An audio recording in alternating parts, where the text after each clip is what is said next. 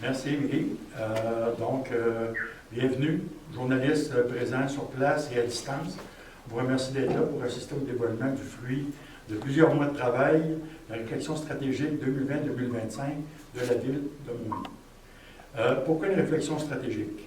Une réflexion stratégique est un exercice volontaire visant à définir de concert avec les citoyens et les acteurs d'un milieu un cadre permettant à une municipalité de se distinguer des collectivités voisines, et ce, dans le but de le rendre plus attrayante. Cet exercice permet notamment d'identifier nos forces et nos enjeux, de définir une vision d'avenir et de se doter d'orientation, d'aspiration dans notre cas, et d'établir des moyens ou des axes d'intervention pour concrétiser cette vision. Bref, une réflexion stratégique est un outil de travail précieux, un guide sur lequel peuvent s'appuyer le conseil municipal et l'administration pour planifier et prioriser les divers projets municipaux, un document d'aide à la décision. Le processus, pour nous accompagner dans ce processus, nous avons pu compter sur la firme Grivert et son intervenant qui était M. Étienne Beaulieu. Cette firme a animé quelques ateliers pour dresser un bilan des actions réalisées au cours des dernières années, identifier les tendances émergentes et de retenir les enjeux d'avenir. Le défi et les opportunités qui toucheront la ville et la communauté dans les prochaines années. Les rencontres ont eu lieu le 2 et 10 avril 2019. Les ateliers de procréation et les élus et les cadres. Le 29 octobre 2019, a eu lieu des ateliers de consultation réunissant des employés municipaux et des partenaires de tous les horizons. Quand on dit partenaires de tous les horizons, une centaine de personnes ont participé à ces réunions-là, qu'on remercie bien évidemment de leur disponibilité et de leurs grandes idées. Le 10 novembre 2019, atelier de priorisation avec les élus et les cadres. En résumé, comme vous pouvez le constater, bien que la réflexion stratégique 2020-2025 se résume en quelques pages, elle a nécessité de nombreux mois de travail, de décisions, de réflexion, de rencontres. Elle a de plus impliqué plusieurs acteurs du milieu pour s'assurer que les orientations des 5 prochaines années reflètent non seulement la vision des élus et des employés municipaux, mais également des citoyens et des partenaires issus du monde municipal, culturel, économique, sportif, communautaire de tout âge. Pour faire suite, je vais laisser la parole à Félix, notre DG. Merci, M. le maire suppléant. On vous a réunis aujourd'hui parce que pour nous, c'est l'aboutissement quand même de plusieurs étapes, comme vous l'a expliqué M. Boulay. Une réflexion stratégique, ça se fait dans les entreprises privées, mais aussi ça s'est répandu davantage dans les 10 dernières années au niveau des organisations publiques, parce que ça se veut une bonne pratique de gouvernance. En fait, comme organisation publique, faut savoir d'où on vient, puis où on s'en va. Puis la première chose qu'il faut se commettre dans un exercice de réflexion stratégique, c'est notre mission. Pour qui, pourquoi on travaille. Donc, il faut que ça fasse d'abord consensus au sein même de l'organisation entre les différents décideurs, élus et les administrateurs. Puis, d'où on vient, pour qui on travaille, pourquoi, bien, on le fait aussi en consultant les acteurs du milieu. Et ce qui en est sorti, la mission de la ville, sur laquelle, comme on le mentionnait, la réflexion stratégique, ça se veut un outil d'aide à la décision. Donc, cette mission-là qui va dicter notre prise de décision pour les 5 prochaines années se lit comme suit. Et ça se veut tout le temps des phrases qui soient les plus courtes possibles, mais où chaque mot a son sens. La mission, offrir des services diversifiés et de qualité dans un milieu de vie sécuritaire et propice au développement économique et social. Donc ici, ça c'est la mission de l'organisation municipale. Maintenant, d'où on vient, où on s'en va, pour nos décisions futures, il faut avoir une vision de ce qu'on souhaite et la vision où on veut être dans 5 ans, en 2025, parce que c'est une réflexion stratégique 2020-2025. Donc, où on voudrait être dans 2025, il faut se doter d'une vision. Et là aussi, on a une phrase, une simple phrase qui, on voulait qu'elle dise tout. C'est Montmagny, ville dynamique et accessible, près des citoyens, où nature et vie urbaine se côtoient. Donc, après avoir résumé la mission, la vision qui découle de l'exercice de réflexion stratégique, les consultations ont pu permettre de décliner en 6 grandes aspirations, ou ce qu'on peut appeler 6 grandes orientations qui vont aider la prise de décision pour les 5 prochaines années, donc d'ici 2025. Je vous les résume, les 6 aspirations, puis on va pouvoir davantage discuter d'actions possibles sous ces 6 grandes aspirations-là, pour question que ce soit pas uniquement que ça ait l'air d'un modèle théorique, mais au contraire, ça va servir vraiment, ça se veut très pratique. Et il y aura des plans d'action dans toutes les sphères d'activité de la ville qui vont aussi être produits orientés sur ces 6 aspirations-là. La première aspiration, c'est anticiper les besoins et créer l'offre pour stimuler la demande.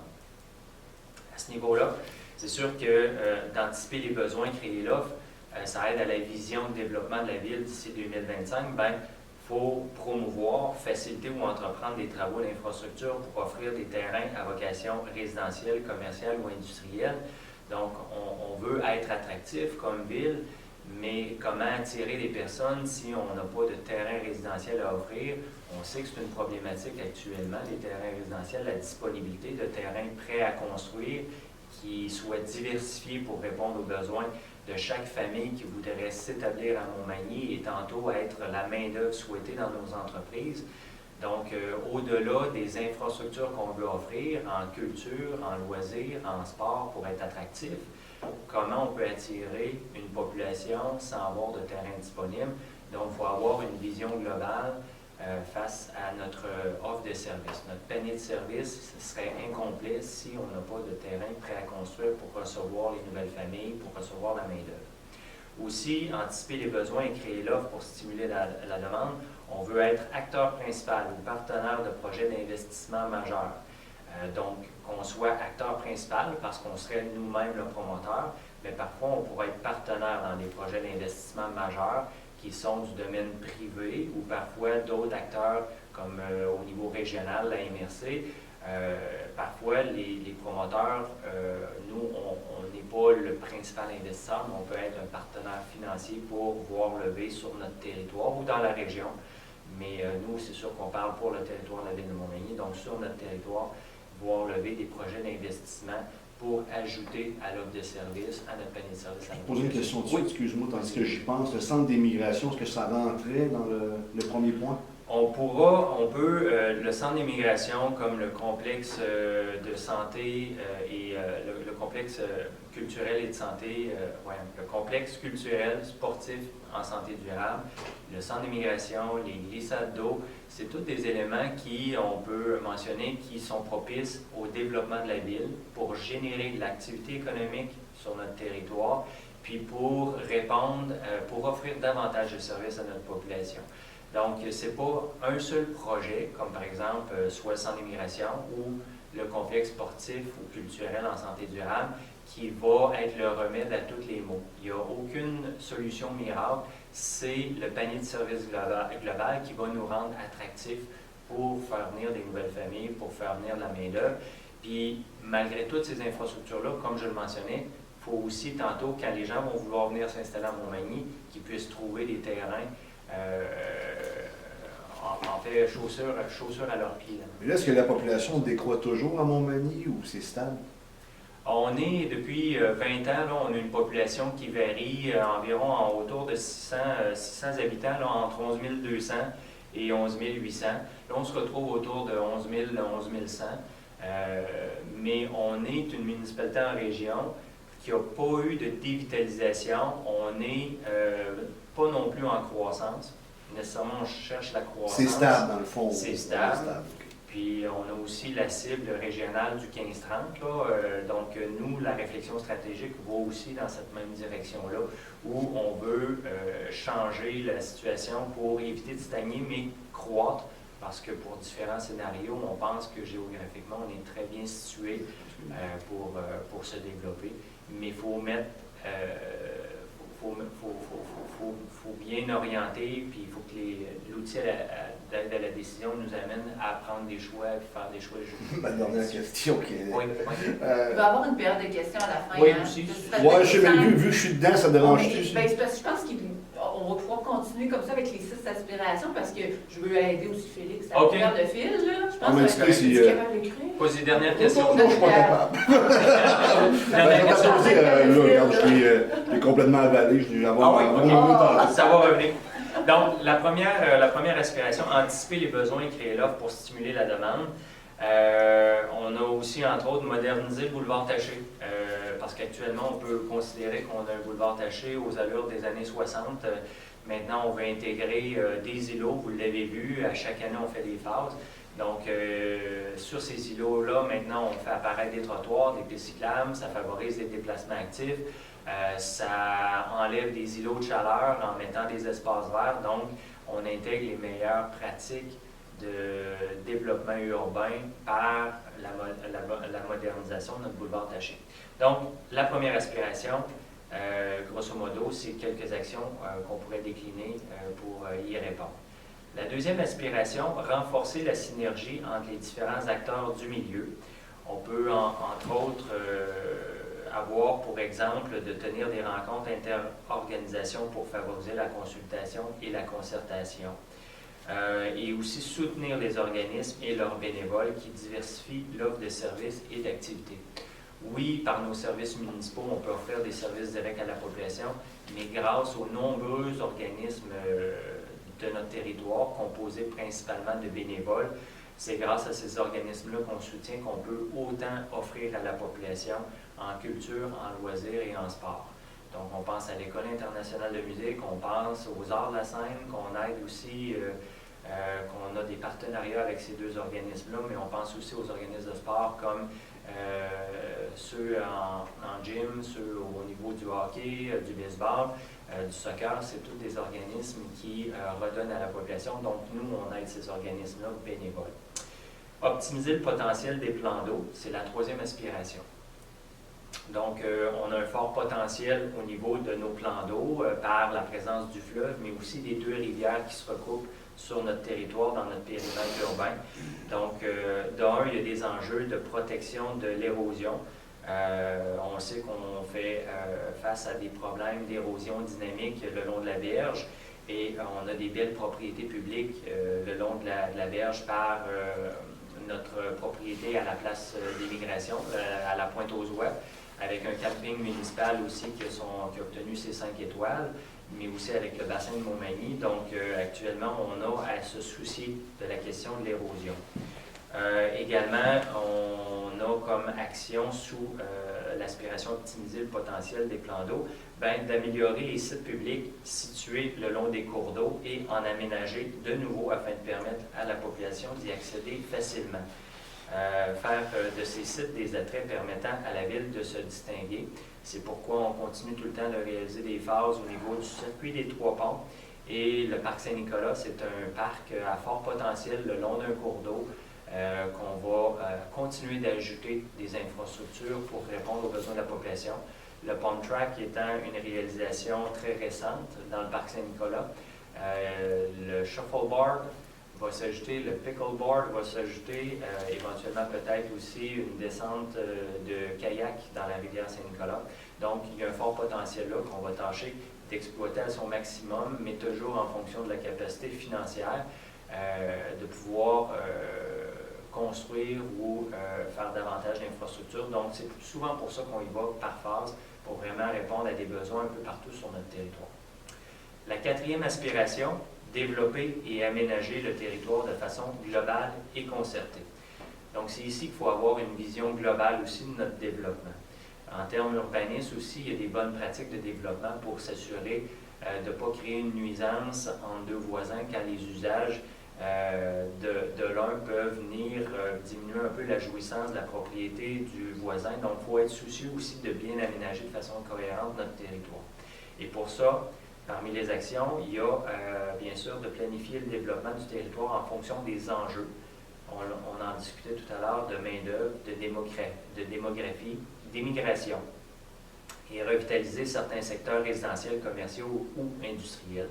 Donc, on est à revoir, entre autres, aussi nos programmes d'aide financière, mais on parle de revitalisation de certains secteurs résidentiels. Bien, notre centre-ville, pour nous, a toujours son importance. La revitalisation du centre-ville, on va continuer de poser des actions concrètes. Un centre-ville pour une ville, c'est l'équivalent, c'est le cœur, c'est le poumon d'une ville. Donc, c'est souvent par les centres-villes qu'on retrouve l'identité ou une couleur particulière qu'on peut avoir comme ville. Également, comme autre action possible, agir à titre de promoteur ou de facilitateur auprès d'initiateurs privés pour favoriser le développement de projets dans le milieu. C'est le cas du 40 places, par exemple, au niveau de la garderie à heure atypique, où la ville a été quand même un acteur important qui a permis aux promoteurs, au CPE Enfants Bonheur, de pouvoir réaliser son projet. On a même M. le maire, M. Rémi Langevin, qui s'était présenté dans les industries localement pour vendre un produit qui permettait d'aller chercher des argents dans le milieu, puis assurer certaines places réservées à ces industriels-là qui voulaient participer à la concrétisation de ce projet-là de garderie. La 5e aspiration, être soucieux de l'incidence de nos actions et de nos décisions sur l'environnement. Il est certain que l'environnement prend de plus en plus de place dans les enjeux au niveau des paliers de gouvernement provincial et fédéraux, mais aussi au niveau municipal. Donc, nécessairement, on va axer beaucoup les décisions au niveau du déplacement actif. On le voit par les sentiers énergie, les sentiers multisports, tout ce qu'on déploie en termes d'infrastructure pour favoriser la santé globale, mais aussi les déplacements actifs, comme on le voit par les îlots qu'on construit avec des pistes cyclables. On veut éventuellement établir un plan directeur de notre réseau de pistes cyclables pour qu'il y ait une cohérence dans ce qu'on construit au niveau des trottoirs, mais aussi pistes cyclables, puis favoriser que les gens utilisent des avenues que l'option de prendre l'automobile ne soit pas l'option la plus facile finalement pour se rendre du point A au point B. Comme autre action possible, dans l'aspiration à être soucieux de l'incidence de nos actions et de nos décisions sur l'environnement, il y a entre autres offrir des services améliorant notre empreinte écologique. Donc, accentuer les collectes de déchets organiques ou poursuivre les partenariats de collecte spéciale et utiliser l'eau potable à bon escient. C'est sûr qu'on a une stratégie d'économie d'eau potable que nous impose le gouvernement provincial, mais ce n'est pas une ressource inépuisable, l'eau potable. On a une usine de traitement de l'eau qu'on perfectionne, qu'on met aux normes continuellement pour toujours déployer de meilleurs services et avoir le moins de situations où on doit aviser la population, entre autres, de faire bouillir son eau. Notre souci, c'est de pouvoir toujours offrir pleinement ce service-là d'eau potable, mais en même temps, les citoyens doivent être soucieux de ne pas gaspiller cette eau-là qui est traitée. Également, le bac brun est une réalisation en lien avec nos décisions qui doivent être soucieuses de l'environnement. Et là, il y a une question de mise en marché qu'on doit accentuer pour être certain qu'on utilise davantage, de plus en plus, le bac brun et autant aussi qu'on continue de bien utiliser le bac bleu et qu'on cherche à diminuer le nombre de matières finalement qui finissent dans le bac vert. Parmi les autres actions, entre autres, il sera utile de se doter d'une politique environnementale également. Comme 6e aspiration, la dernière, promouvoir la santé durable auprès des citoyens. Parmi les actions possibles, initier des projets d'infrastructure ou des activités favorisant la santé durable. Comme on le mentionnait, on est un acteur important dans le projet de complexe culturel et sportif en santé durable. Donc ici, c'est une démonstration qu'on veut vraiment se voir comme promoteur de la santé durable auprès de nos citoyens. Également, comme autre action, offrir à la population des services diversifiés en matière de sport et de culture. Il faut être conscient qu'on travaille toujours pour le mieux-être collectif, pour le bien-être collectif de notre population. Donc, c'est l'intérêt général de nos citoyens qui dicte nos actions. On ne peut pas malheureusement satisfaire l'intérêt individuel de chaque citoyen, mais ici, on est conscient que chaque citoyen a des fois des intérêts différents en sport et culture. Donc, c'est ici qu'il est important de prendre des décisions qui viennent offrir une diversité de services en sport et culture. On a des réalisations récentes et on pourra annoncer des réalisations ou des projets futurs qui vont pouvoir démontrer ce souci-là de diversifier. Je parle tout le temps d'une offre de services diversifiée ou d'un panier de services qui est important, où tout le monde va pouvoir finalement piger dans le panier de services et se rejoindre, s'identifier, puis répondre à son besoin localement pour éviter que ces personnes-là aient à répondre à leurs besoins en se rendant dans les grands centres qui sont nos voisins. Donc, on a l'avantage et les inconvénients des projets grands centres. Maintenant, tâchons de retenir, faire la rétention et être attractif pour que ces personnes-là restent autant que possible sur notre territoire. Voilà, ça complète la description des 6 grandes aspirations qui vont nous aider à prendre nos décisions futures d'ici 2025. Merci, Félix. Concernant le déploiement et les réflexions stratégiques, donc, les participants et les employés ont déjà reçu un courriel pour visionner le fruit des ateliers auxquels ils ont participé. Une présentation plus complète de la réflexion stratégique est disponible dès maintenant sur le site web de la Ville à ville.montmagny.qc.ca/réflexion. Tous les citoyens de Montmagny recevront dans le Publisac du 17 novembre prochain le document présentant la réflexion stratégique 2020-2025 qu'on en met présentement et que vous voyez aussi en arrière-plan. Un résumé paraîtra aussi dans le journal municipal de décembre. Les documents seront promus sur nos plateformes numériques.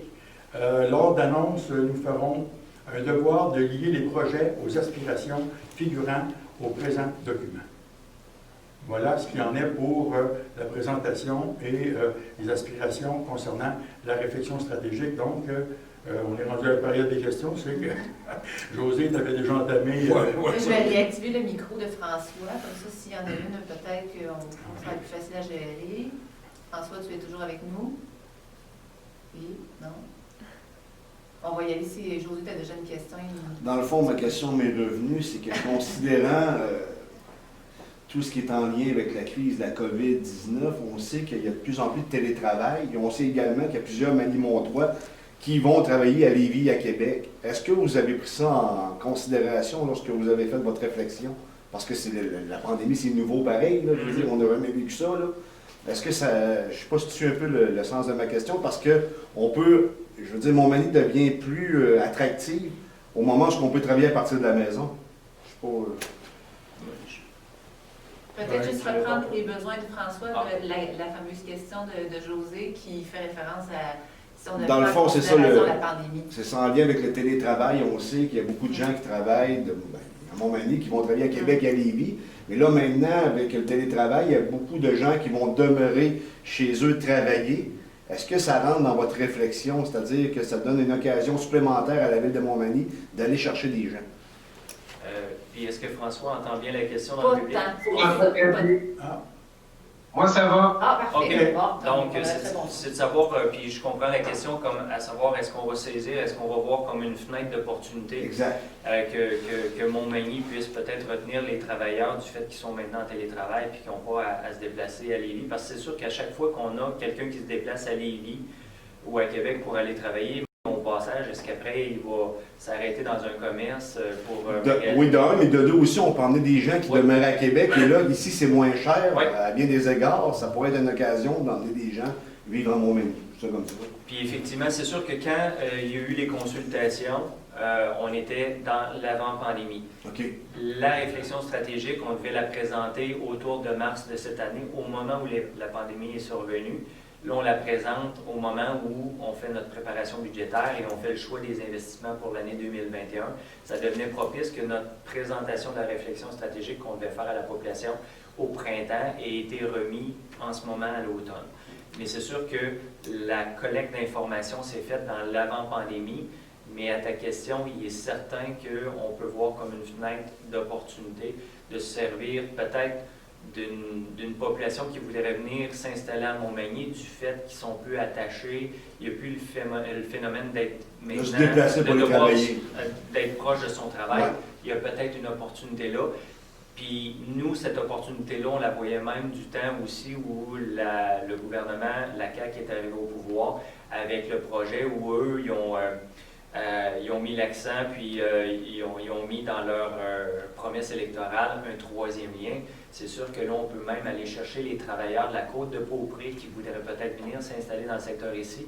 Bien là, on vient de rapprocher certains territoires où il y a des travailleurs par rapport à peut-être un lieu de résidence qui pourrait être à Montmagny.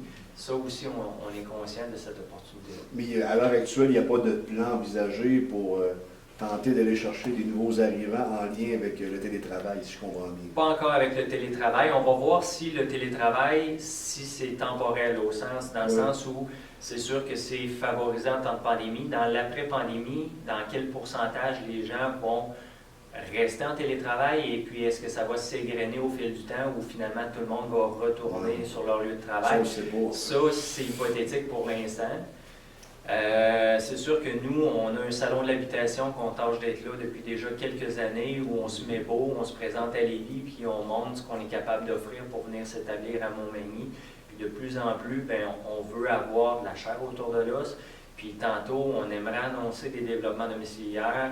On est proactif, puis on travaille avec des partenaires. On ne peut pas tout annoncer actuellement parce que ce n'est pas entièrement signé, mais c'est sûr qu'on travaille sur différents plans, différents scénarios pour vraiment répondre à la demande, puis là-dessus être en cohérence, en phase avec notre première orientation, notre première aspiration, qui est d'anticiper les besoins et créer l'offre pour stimuler la demande. Vraiment là-dessus, on est au courant que malgré l'offre, on ne peut pas actuellement répondre à notre demande. La demande actuellement ne permet pas de répondre à l'offre au niveau résidentiel. C'est-à-dire qu'il n'y a pas assez de gens qui veulent venir ici?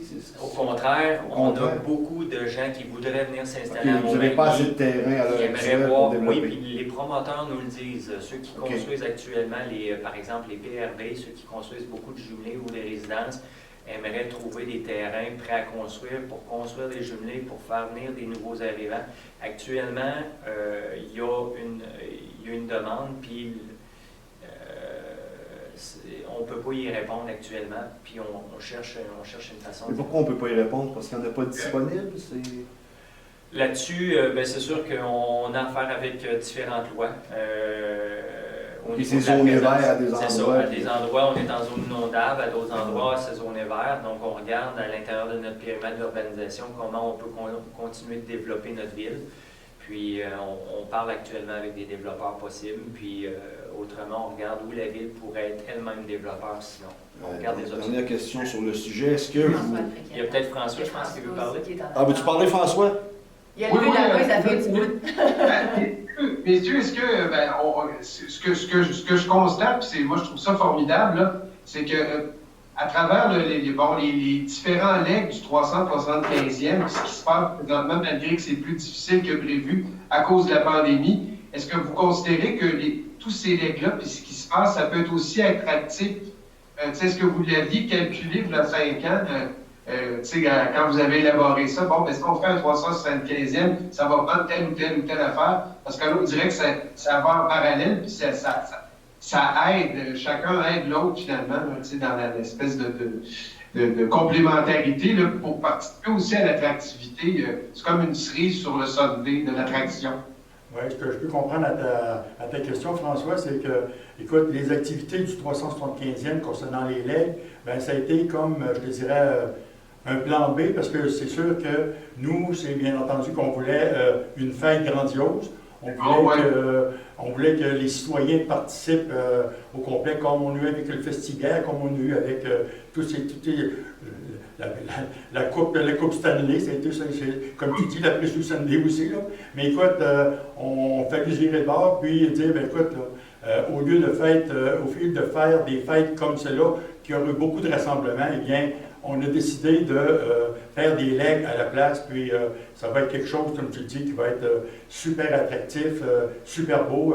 On en a désigné 4. Présentement, on en a un, Félix, hein, qui Et lui il est signé, c'est fait, là. On en a deux, ben, lui, il vient de nous dire deux. Donc, c'est ça, ça fait que, oui, on est obligé de se revirer, puis c'est ça qu'on va faire.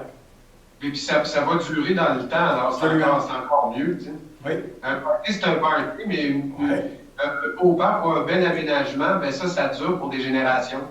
Oui, d'ailleurs, ça a toujours été un souhait exprimé par M. le maire Langevin que le 375e sert de levier à l'investissement, que ce ne soit pas uniquement justement des fêtes, de l'événementiel en 2021, puis que tout ça soit derrière en 2022, au contraire, qui demeure des traces tangibles au-delà de 2021 avec les legs, entre autres, avec les projets héritage. Donc, faut que finalement, il y ait des visuels qui demeurent au-delà de 2021. Ben voilà, merci beaucoup, messieurs. Frédéric, est-ce que... Moi, les questions des autres journalistes sont bien répondues. Oui, parfait. Donc, José, c'est Oui, complet? oui, non, c'est pas complet. C'est pas complet. Me faire taire, là, c'est quoi? Ce que je voulais dire, dans le fond, c'est relativement simple. Est-ce que c'est à votre avantage également de développer avec les municipalités limitrophes qui amènent des gens aussi? Parce que Montmagny est une ville centrale. Donc, mettons, je donne un exemple, au lieu qu'il y ait des gens qui viennent ici, peut-être qu'ils pourraient aller à Berthier, ça n'empêche pas les gens de venir ici. Par contre, lorsque tu fais l'épicerie ou tu fais tes emplettes, tu viens à Montmagny. Donc, est-ce qu'il y a une concertation également avec la MRC ou les autres municipalités des MRC, justement, pour avoir un pôle régional, si on veut?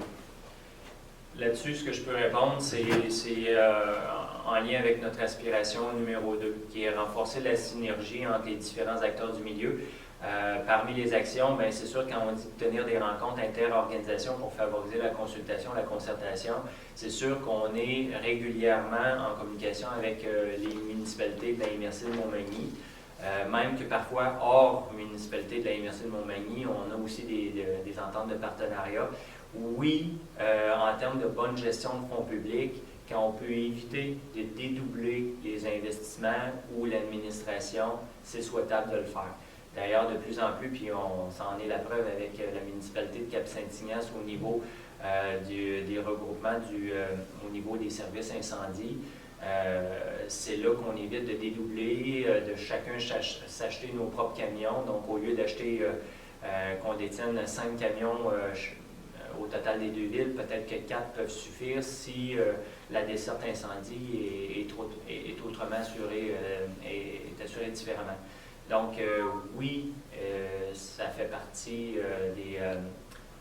des actions possibles pour les 5 prochaines années. Là, nous, on va favoriser ça, mais bien sûr, il faut que les deux parties le veuillent. Donc, c'est sûr que parfois, il y a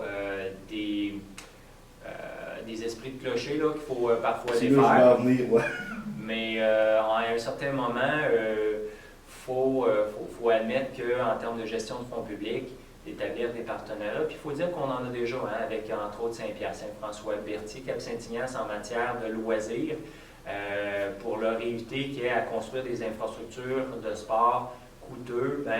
Leurs résidents ont accès aux infrastructures de sport de la ville à un prix équivalent des résidents de Montmagny, mais la différence est assumée par ces municipalités-là. Donc les résidents, par exemple, de Berthier, Saint-François, qui veulent venir bénéficier de la piscine Guylaine Cloutier, la piscine intérieure ou l'aréna, peuvent avoir accès à un tarif réduit parce que la balance est assumée par leurs municipalités respectives. Donc, on a conclu des ententes sur des équipements supralocaux.